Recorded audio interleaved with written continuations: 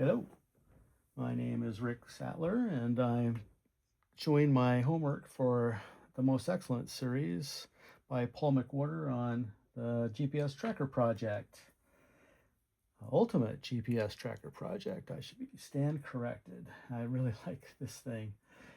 Any case, right now I've already crashed the program on the GPS tracker, and I'm going to extract it via the serial port, which I've already connected to that, and I'm in local Thani, and so now I'm just going to run this application, and it's going to extract all the file or the longitude and latitude, and now I'm going to find that file that I just created, and I time stamped these, so now I can create a whole bunch of them. I do plan on creating a bunch of them, and here we go in Google Earth.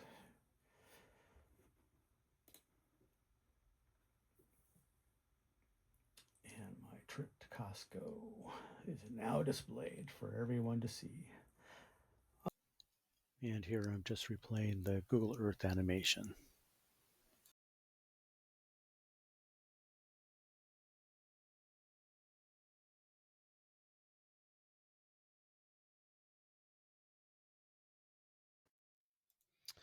All right, here's my code page 1.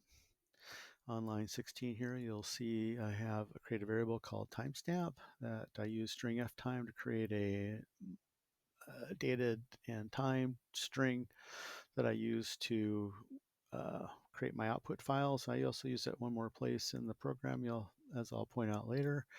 But I'm just time stamping my log and KML files, as I'm going to have lots of them.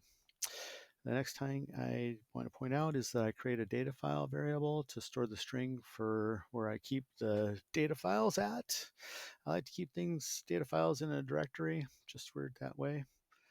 So you should note that you can't send a variable in a command, like down here, to the serial write.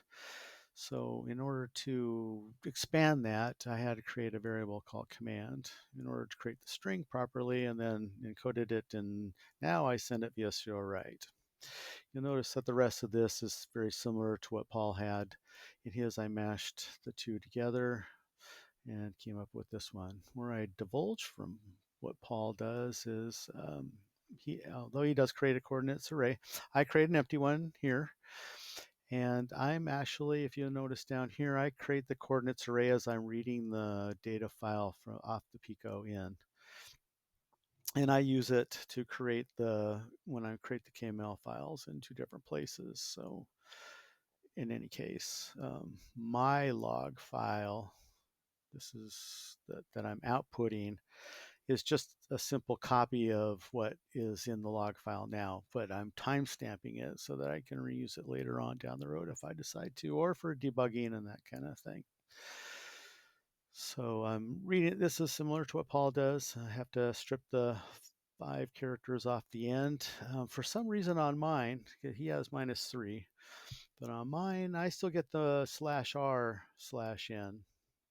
Don't ask me why. So you see it down here. And in any case, in order to get that, and also notice that for some reason there's a space, and I'm not really sure. I haven't decoded what's going on with the log file itself, but in any case, long story short, I subtract 5 and then write it out to the log file. And then I create I get the lat and lon,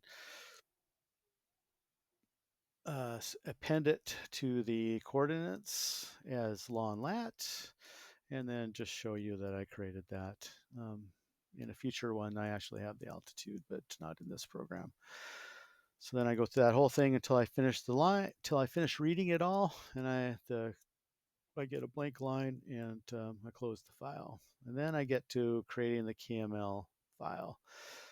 He does his earlier, or actually while he's doing this, but I did it this way. So so I created separate strings. I did a weird way, but in any case, I created my strings, as you will see. And then I create this is the header. Then I write the header, and then I create the long lat coordinates part of it. So you see I'm using the array now, not reading it from a file. Then I do the second part of the KML structure. I get down to the second part of the coordinates where we're just doing the coordinates without the point and other information here. So I just spitting them out line by line, and that's what this does. And then I get down to the end and spit out the KML3. We're done. I tell everybody that I created the log file and KML file, and we exit. There you go. And here's a copy of the output, a reasonable copy thereof. I redacted the lat long stuff from it for security purposes, but this is how it outputs. I hope you enjoyed this video. I hope to do more of them with me talking on them going forward and with this project. And we hope to do a little bit more on, I'll show you some stuff I've done. If you can, you probably can't see it too well, but I've added something to it. And in any case, that will come on a future video. Have a great day and thanks for watching. And thanks, Paul, for the great lessons.